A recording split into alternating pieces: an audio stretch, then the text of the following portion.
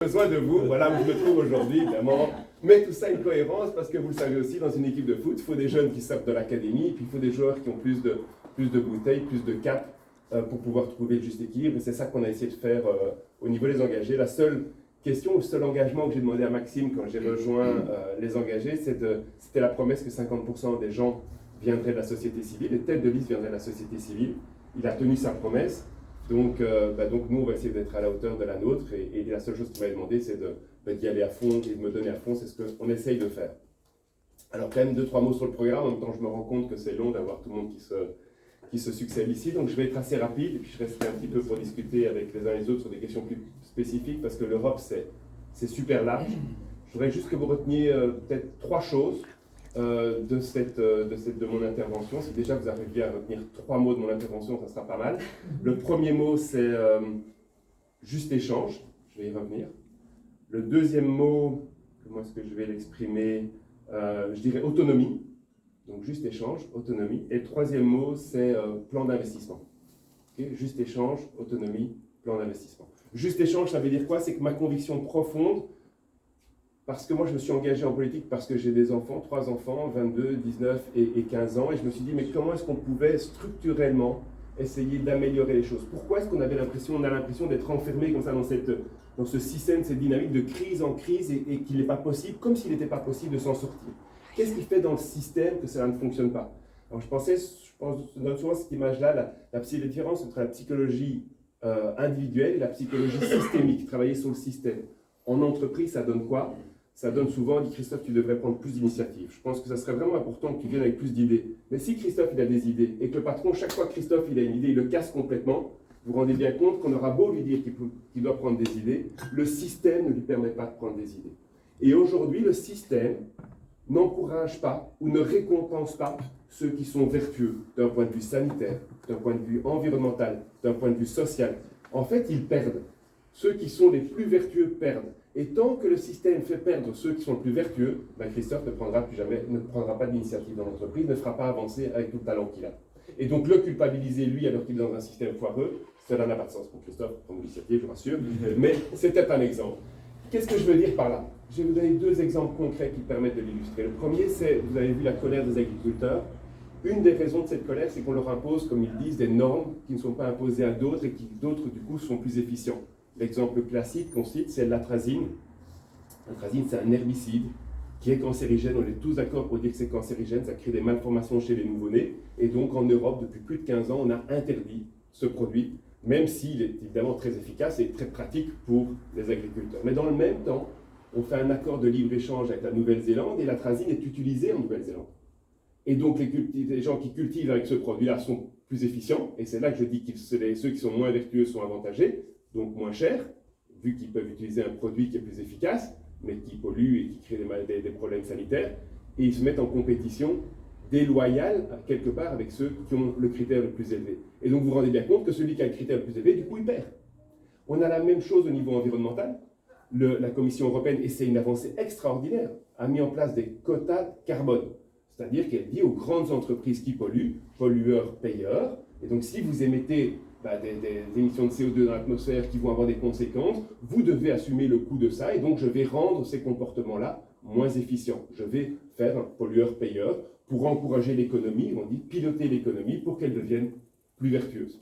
Mais évidemment, si vous rajoutez des coûts, je prends souvent l'exemple d'une voiture, je vais le faire court, une voiture c'est 8 tonnes de CO2 en moyenne, vous imaginez une taxe carbone de 150 €, 8 fois 150, 1200 €, vous ajoutez 1200 € de coûts.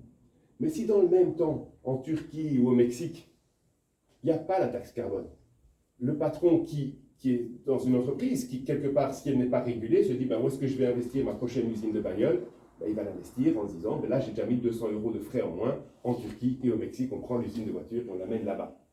On perd 2 fois. On perd au niveau emploi, vous comprenez bien qu'on perd les emplois qui se délocalisent, et on perd au niveau environnemental parce qu'on perd notre capacité à orienter justement les entreprises qui sont sur notre territoire pour qu'elles deviennent plus vertueuses. Et on le sait, il suffit de comparer, pour faire une tonne d'acier en Inde, c'est déjà 2 fois plus d'émissions de CO2 que pour faire la même tonne d'acier ici en Belgique. On pollue 2 fois plus en Inde qu'en Belgique pour faire la même tonne d'acier. Et donc quand vous perdez le contrôle de ces entreprises en les amenant ailleurs, eh bien en réalité on pollue plus Alors ça ne peut pas du tout être notre objectif de délocaliser notre pollution, dire chez nous on est propre, on est net zéro, et on importe de plus en plus d'émissions indirectes, c'est-à-dire qui ont été nécessaires pour fabriquer les produits que l'on apporte.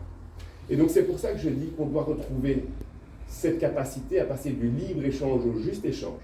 Si on déplace la voiture demain en Turquie, ou l'usine de voitures demain en Turquie et au Mexique, pour des raisons qui sont de compétition loyale, parce qu'ils sont plus efficients que nous, pourquoi pas, mais pas pour des raisons qui poussent à plus polluer ou à ne pas respecter des régimes sanitaires ou des régimes sociaux qui sont corrects. Et donc, à la frontière de l'Europe, et à la dimension de l'Europe, on peut le faire, il faut mettre des vrais mécanismes d'ajustement et dire à la voiture qui va rentrer en Europe, ce n'est pas encore le cas, les étapes ont été faites, mais pour l'instant ce n'est pas suffisant, dire à la voiture, si vous aviez construit cette voiture-là en Europe, vous auriez payé les 1 200 € dont je vous parlais, et donc vu que vous l'importez en Europe et que je ne veux pas que ça soit un avantage lié à ça, je vous taxe 1 200 € et je remets ce qu'on appelle un level playing field, enfin simplement, je veille à ce qu'on joue à 11 contre 11 ou que l'un et l'autre respectent simplement les mêmes règles.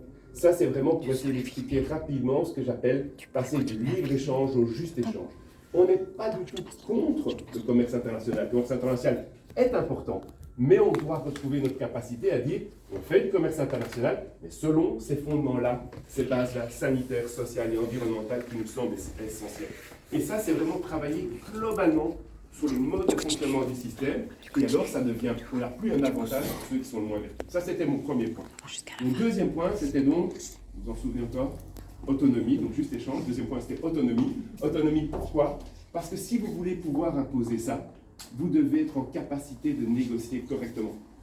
Et pour être en capacité de négocier correctement, vous le voyez peut-être avec vos enfants, on a encore, quand ils sont petits, la capacité de leur dire, écoute, t'es privé de dessert, t'es privé de ceci. C'est pas facile pour eux de négocier vraiment. Il y a une limite, à part notre cœur brisé, il y a une limite dans la négociation, le pouvoir de négociation. Or, Xi Jinping et Donald Trump n'ont pas le cœur brisé quand on leur dit, vous êtes méchants avec moi.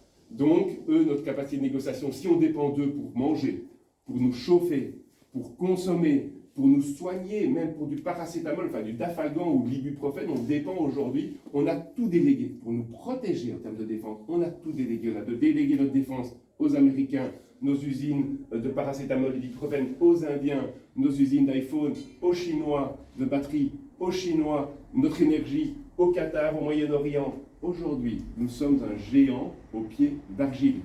Notre capacité de négociation dans le commerce international, elle est proche de zéro. Proche de zéro. On a cru, et je pense que c'est vraiment une erreur, et de tous, moi compris, on a cru avec la chute du mur de Berlin que le monde devenait une grande Union européenne où on pouvait être dépendants les uns des autres.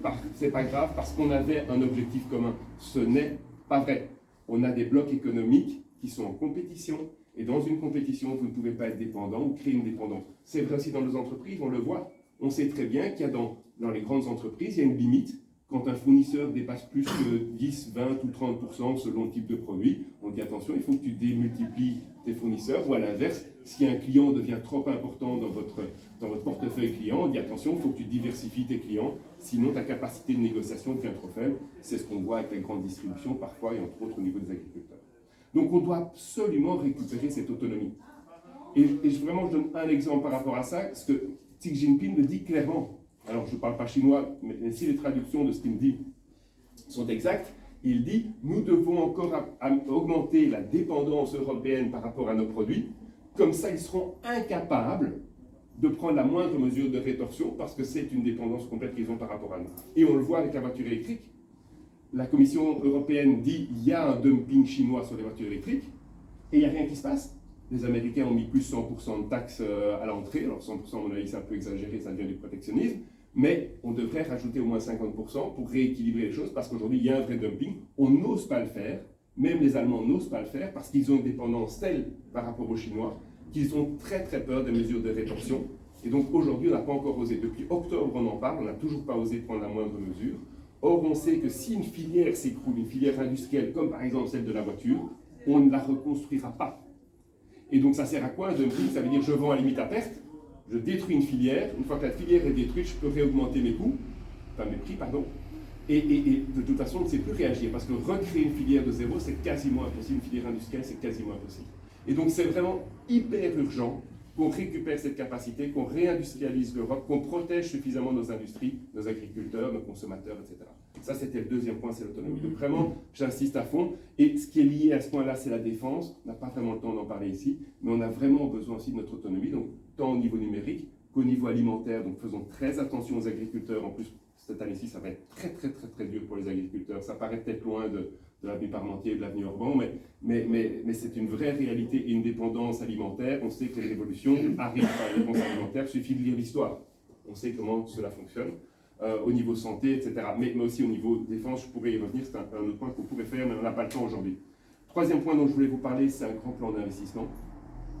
Ma conviction, c'est que, et en ça j'aime bien les Verts, il faut avoir une ambition forte, entre autres au niveau écologique ou environnemental. Il faut avoir une ambition forte en matière de transition numérique, mais il faut se donner les moyens de cette ambition. Alors je vais donner une première partie avec la logique du juste échange qui est un premier moyen, mais un deuxième moyen, c'est qu'il faut mettre l'argent nécessaire que pour financer les investissements nécessaires pour cette transition. On a de manière structurelle un besoin d'infrastructures beaucoup plus important si on veut être en capacité de réaliser les objectifs justes que l'on s'est fixés. Et c'est un drame si on n'arrive pas à les réaliser parce qu'on va perdre les gens les plus motivés. Et donc nous plaidons pour un plan de 200 milliards d'euros d'investissement pour réussir cette transition. C'est un plan qui pourrait être mobilisé au niveau européen comme il a été ces dernières années. Mais il y a deux choses qui sont pour moi dramatiques dans cette campagne aussi, qui sont nécessaires pour qu'on arrive à convaincre peut-être nos amis allemands ou hollandais de faire ce plan d'investissement de 200 milliards d'euros. C'est qu'il faut que sur nos dépenses courantes, nous nous réinsérons dans une trajectoire d'équilibre. Dire, comme certains partis le disent, et en ça je suis vraiment fâché contre Écolo, parce que autant je suis d'accord sur les objectifs, autant là je ne suis pas d'accord avec eux, et je vous invite à écouter, pour ceux qui aiment bien Arnaud Rossens, qui est selon moi un des meilleurs journalistes, je vous invite à écouter le tournant d'aujourd'hui, le tournant qui est passé à la radio tout à l'heure quand j'étais vers Riguezé, à ce sujet-là, au sujet de la dette. Il dit clairement, et y compris le Conseil supérieur de la santé, où il y a syndicats et patrons, qu'on doit absolument se remettre dans une trajectoire de sérieux budgétaire, que ce n'est pas vrai que l'on peut avoir 5-7% de déficit sans en payer un jour ou l'autre le prix, et que ce n'est que reporter sur les générations suivantes notre incurie, notre incapacité à récupérer des dépenses saines, à faire des choix qui sont difficiles. Et honnêtement, moi, je ne veux pas m'insérer là-dedans. Si je fais de la politique, c'est pour mes enfants et c'est pour les autres. Moi, ma vie, elle est... Voilà, je vous ai dit, j'ai plus de 30 ans que je faisais déjà de la politique, rapidement au niveau communal. Moi, elle est faite, mais on ne peut pas dépenser comme des malades et reporter ça sur les suivants parce qu'ils ne veulent pas. Ça, je suis désolé, moi, ça sera sans moi. Et donc, je pense qu'on doit vraiment être en capacité de se remettre sur une direction qui est plus juste. Alors, ça ne sera pas tout de suite 3%, parce que ça serait trop violent, mais au moins une trajectoire qui reprend du sens. Et aujourd'hui, je suis effrayé de voir que toute une partie du personnel politique dit l'inverse, et on payera ça en termes démocratiques après les élections, parce qu'ils devront revenir là-dessus après les élections, parce que c'est mathématique. Et donc pour moi, c'est vraiment grave, parce que c'est faire le lit du populisme, c'est faire le lit de l'extrême droite. Donc il faudra une trajectoire progressiste de retrouver ce sérieux budgétaire en faisant des choix, et des choix qui sont peut-être pas toujours populaires, mais qui ont du sens, parce qu'on ne peut pas hypothéquer l'avenir sur aujourd'hui. On paye déjà 10 milliards d'euros d'intérêt de la dette. C'est 2 fois plus cher que le chômage, on n'en parle jamais, mais déjà aujourd'hui, les intérêts de la dette, c'est 2 fois le prix du chômage, et si les intérêts augmentent, ça peut aller très très vite. Il suffit de prendre 1% de taux d'intérêt, et c'est encore une fois le coût du chômage qui part simplement à payer aux banques. Donc c'est énorme. Le deuxième point, pour lequel il faut être sérieux, je terminerai par là, donc n'ayez pas peur, je suis presque fini de vous saouler. Deuxième point, c'est que si on a un vrai budget d'investissement, ce budget d'investissement, on doit impérativement l'utiliser pour réellement faire des économies structurelles, par exemple au niveau de la transition énergétique et climatique. On doit arrêter le saupoudrage pour refaire des pavés de la place de Binge ou de Mons ou de Liège. On doit arrêter, on doit choisir quelques projets clairs d'infrastructures structurantes qui nous permettent de faire des économies long terme, et dans ce cadre-là, créer de l'argent ne nous appauvrit pas, créer de l'argent pour faire des investissements qui nous permettent d'économiser des coûts futurs.